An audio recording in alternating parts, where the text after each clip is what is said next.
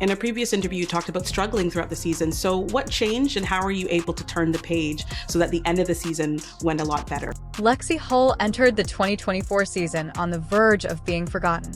Drafted 6th overall in 2022, the former collegiate star struggled to find her footing with the Indiana Fever under then-coach Christy Sides. The once promising national champion spent more time on the sidelines watching others take her minutes, leaving fans to wonder if she would ever fulfill her potential.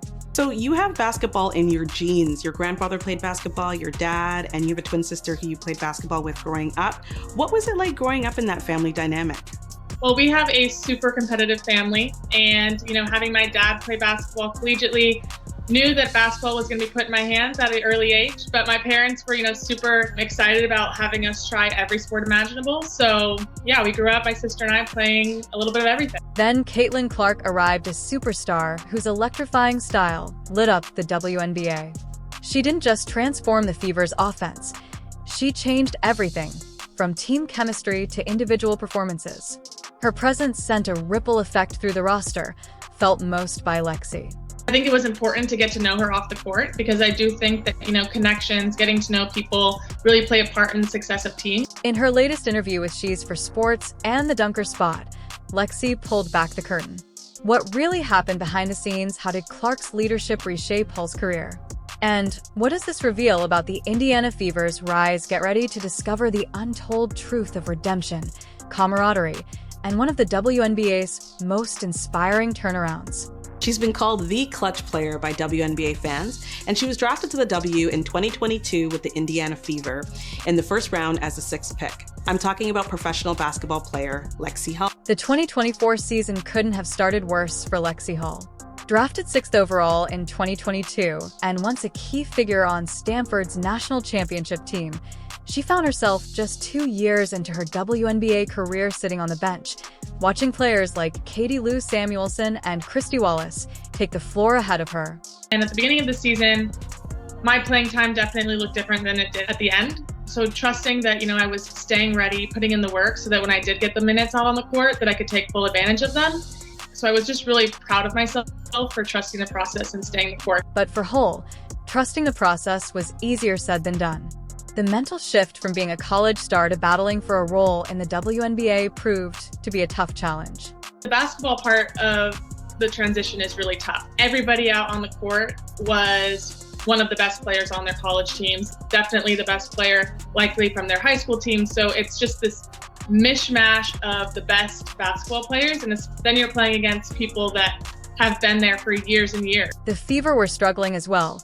Opening the season with a dismal 1-8 record, fans grew impatient, and the tension in the locker room was palpable. We were just sick that we had lost so many games, and also feeling like we were better than that. Criticism over the team's rotations, defensive lapses, coaching, and lack of chemistry dominated the headlines, leaving players to navigate a storm of doubt and frustration.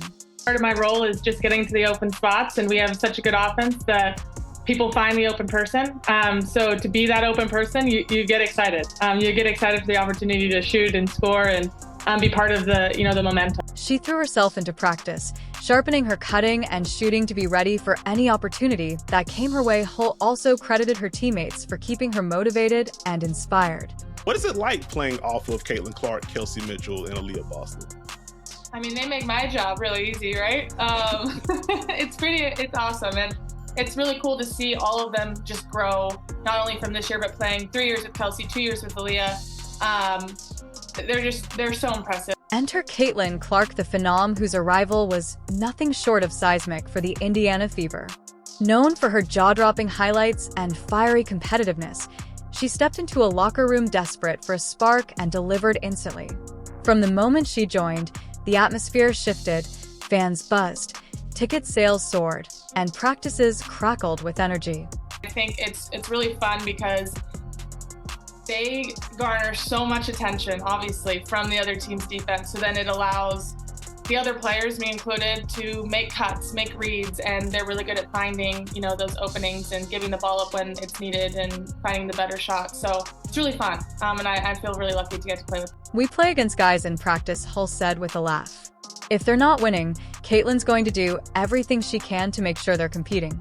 That energy wasn't just for show, it carried into games, where her vision and anticipation left defenders scrambling. I mean, I definitely got passes and tried to finish when I wasn't expecting to get the ball.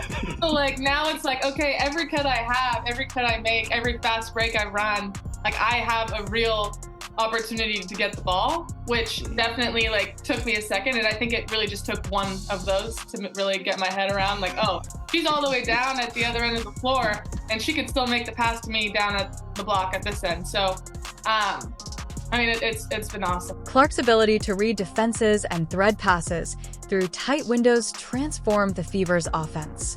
Suddenly, players like Hull were finding themselves wide open in spots they'd never been before. "She's making passes I didn't think were possible," Hull said. With Clark drawing defenders, the team's scoring efficiency soared as opportunities opened up for everyone. It's so fun to be able to know that you're not just cutting to cut, knowing that you're cutting with the possibility of like actually making a really cool play.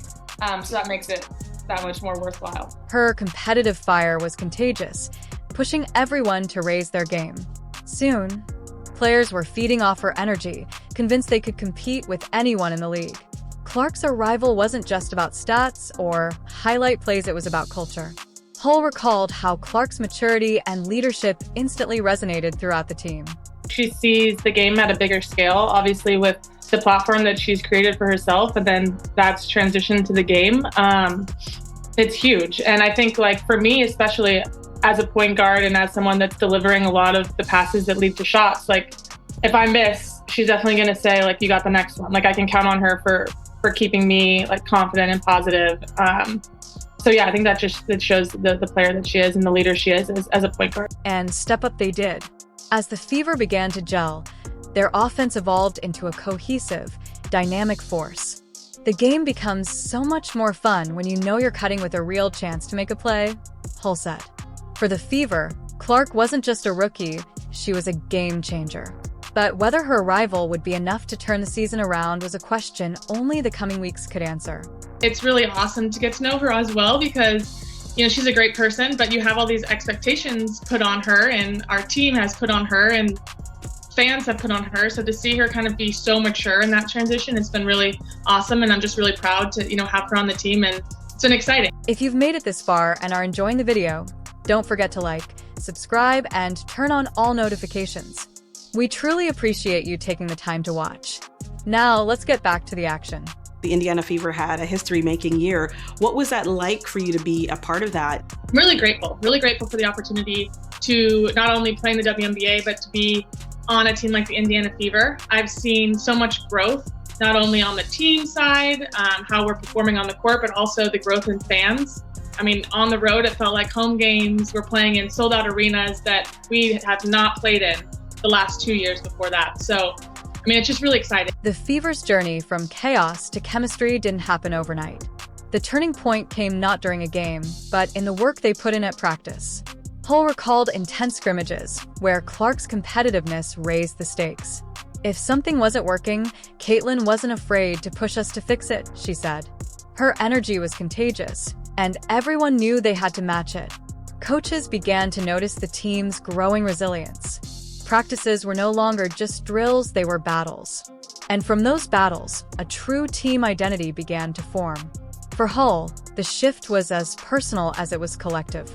All of it comes down to trusting the process. And part of that process is making sure that the work's getting done. Paul dedicated the Olympic break to refining her cuts and sharpening her shooting consistency. "We had a full month of practice," she said. "Watching my percentages climb gave me the confidence I needed." I think one thing that our coaches did during that break, I mean, we had a full month of practice pretty much during the Olympic break, and they would put up every day after practice our shooting percentages from 2s and 3s during drills, during scrimmages, during everything. And I think that helped me because, some people will probably like, it's so annoying, whatever, but I personally like. By the second half of the season, Hull was no longer just a bench player, she had become a key part of the team's offense. Clark's arrival played a major role in her resurgence, as her ability to draw defenders created chances for Hull to shine. Kelsey and Caitlin draw so much attention. Hull explained, that opens up lanes for players like me to make cuts and find openings. Her hard work was paying off. Her shooting percentages rose, and she delivered key plays in crucial moments, helping the Fever build momentum. Numbers don't lie, unfortunately, and they're very drastic. My first 2 years, I was just so upset because I was putting in so much work, and my shooting percentages, I would granted get like 1 or 2 at the max threes a game. So it's hard to be super efficient when you pressure is really on for those couple shots.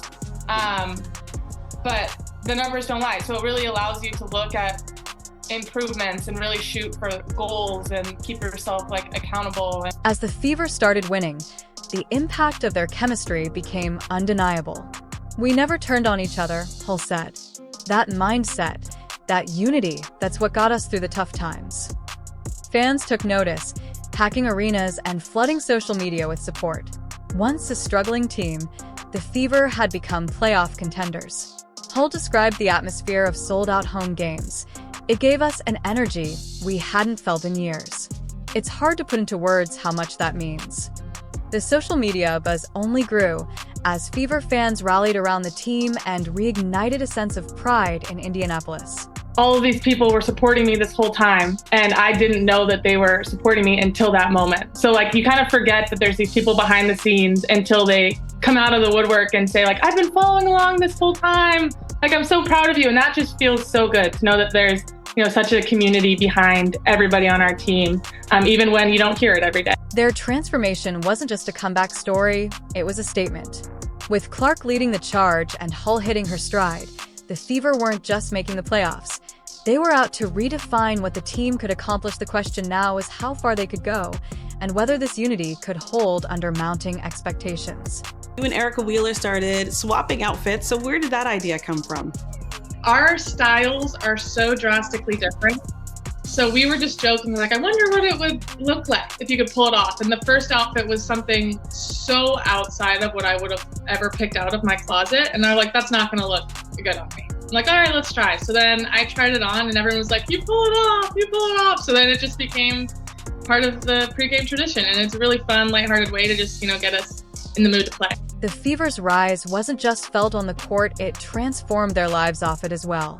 For players like Lexie Hull, the newfound fame brought both excitement and unexpected challenges suddenly. Quick grocery runs in Indianapolis turned into mini meet and greets. Walking through the grocery store in Indianapolis and trying to just go get some groceries and someone fist bumps me and says, "Go Fever." That's just a really cool environment, and it shows, the dedication of the fans and the fandom in the city. So that part's been awesome. But the spotlight wasn't always lighthearted, with packed arenas and social media buzzing after every game. The Fever's players had to navigate the double-edged sword of fame. Pros, it's pretty obvious. We have people filling the stands. We have people cheering. We have people so excited for the individual success of the teams, but also the league as well as the players. So there's so many more eyes on the game. Social media, in particular, proved to be a unique challenge for her and her teammates. The constant flow of feedback was both motivating and overwhelming. It's hard. It's easy to say, don't read it. But everybody does a little bit. And I think it's having that support system to help keep you on track. Yet even with that mindset, the emotional toll of fame was real. Hull admitted to moments of self-doubt, especially after tough losses. "It's part of the job, but it's not easy," she said. Despite the challenges, the Fever leaned on each other, building a culture of support and accountability that helped shield them from the outside noise. The biggest thing is finding people to kind of get you out of that cycle and get you to thinking about the positive things you did, even though a lot of times people online aren't talking about the positive thing. The locker room became a safe space, centered on growth and camaraderie rather than outside pressures. Through it all, the Fever learned to embrace the spotlight without losing their identity. For Hull and her teammates, the season was about more than basketball. It was about learning to thrive in a world where the stakes had never been higher. The fact that people are talking about the WNBA, people are tuning in to our games, that's what we want to hear, and that's only going to get us farther as we go on. The Indiana Fever's journey this season was nothing short of extraordinary. From a rocky start to becoming one of the WNBA's most talked about teams, they proved that resilience and teamwork can overcome even the toughest challenges. Hull's transformation was a testament to hard work and patience, as her ability to seize opportunities played a crucial role in the team's turnaround. But it was Clark's leadership on and off the court that provided the spark they needed. She's not just a star player, Hull said of her teammate. She's a force that makes everyone around her better. I think it's moving in a good direction. I think that it's because it's more competitive and there's more eyes on it. The pool of coaches that we can choose from, I think, will only get bigger and bigger. I think we're going to have great coaches coming up, and just excited to see, what those eras look like. Like, it's unpredictable at this point, but excited to, talk about it in a year from now. The Fever's resurgence wasn't just about wins and losses, it was about redefining what the franchise stands for. Packed arenas, a buzzing fan base, and a culture built on trust and accountability have put the team on a path to sustained success. As Hull put it, we're not just playing for ourselves, we're playing for something bigger. Looking ahead, the sky's the limit. With Clark leading the charge, Hull at the top of her game, and all-stars like Aaliyah Boston and Kelsey Mitchell, the roster is loaded with potential. The Fever are no longer just contenders, they're a force to be reckoned with, but this is only the beginning. They've proven they can overcome adversity and thrive. Now the question is whether they can take the next step and cement themselves among the WNBA's elite. Only time will tell. Where do you think the Fever will finish next year? Let us know in the comments, and don't forget to like, subscribe, and turn on all notifications so you never miss a moment. Click the video on your screen, and we'll see you in the next one.